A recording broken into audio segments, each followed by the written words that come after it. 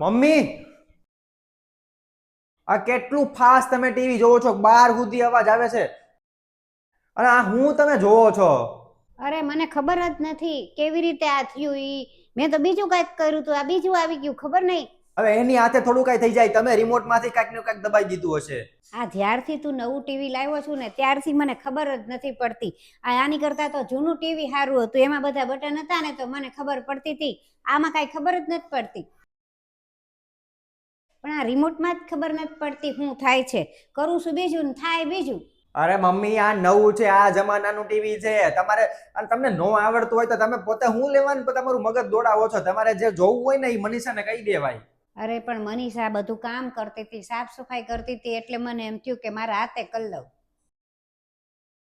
એક કામ કરને, આ તું જ તે શીખવાડી દે ને, પછી મારે કોઈને કહેવું જ નહીં. ક્યાં સુધી બધાને કીધા કરવું કે મને શીખવાડો એમ. અરે રહેવા દો ને મમ્મી, એ આ ટીવી છે ને તમે આમ તો તમે નહીં શીખી શકો, બહુ અઘરું છે. એટલે તમે એક કામ કરજો, મનીષાને કહેજો, એ બધું તમને કરી દેશે. કેમ કે આ એક જ બટન થી બધું થાય છે. એટલે આગળ કરવું હોય તોય તે, પાછળ કરવું હોય કે ગમે એ વસ્તુ કરવી હોય ને એક જ બટન ઉપર છે. એટલે થોડીક સિસ્ટમ અઘરી છે, તમે રહેવા દેજો. ખોટું તમે આમ નામ બગાડી નાખશો બધું. કાંઈ વાંધો નહીં. અત્યારે કઈ જોવું છે તો કરી દઉં. ના ના, કાંઈ નથી જોવું.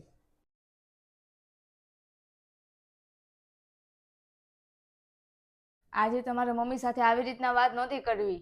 અરે ખબર છે ભાઈ મને બધું, પણ એની વાતું જ એવી હોય ને મને કઈક થવા માંડે મગજમાં. અને આ કઈ ઉંમર છે ને ટીવી શીખવાની? ઉંમર તો તમારી નહોતી બાળપણમાં, પણ છતાં બી એને તમને બધું જ શીખવાડ્યું જેટલું તમને જરૂર હતું. છતાં બી એને તો મગજમાં કાંઈ થતું નહોતું. બાળક અને વૃદ્ધ એક સમાન હોય છે. એને એક ને એક વાત ઘણી વાર કહેવી પડે છે, ત્યારે તે સમજે છે. અને જે રીતે મા બાપ આપણે જ્યારે નાના હોઈએ છીએ ને ત્યારે આપણને બધું જ શીખવાડે છે. જે નથી એને આવડતું એ પણ આપણને શીખવાડે છે. તો એ જ રીતના જ્યારે એનું ઉંમર થાય છે ત્યારે એને કાંઈ નથી આવડતું, તો આપણી પણ ફરજ છે કે આપણે એને બધું જ શીખવાડીએ ને એનું ધ્યાન રાખીએ. અરે હું મમ્મી, તમે બેઠા છો શાંતિથી. આ ટીવીમાં અત્યારે ભજન ને બધી વસ્તુ અત્યારે આવતી હોય છે. તમારે એવું કઈક જોવાય? ના ના, મારે ટીવી નથી જોવું. વળી મારાથી કાંઈક દબાઈ જાય તો ટીવી ખરાબ થઈ જાય ને નુકસાન થાય. અરે મમ્મી, કાંઈ નો થાય, હું તમને શીખવાડી દઉં. અને કદાચ કાંઈક થઈ જાય તો હું કરી નાખીશ પાછું હરખું. અને કદાચ હાવ ખરાબ થઈ જશે તો આપણે રિપેરિંગ કરાવી આવશું, નવું બીજું લઈ લેશું કાંઈક કરીને. પછી છે ને આ બટનથી ચાલુ કરવાનું, આ બટનથી બંધ થાય. પછી અહીંથી છે ને તમારે કોઈ પણ જોવું હોય ને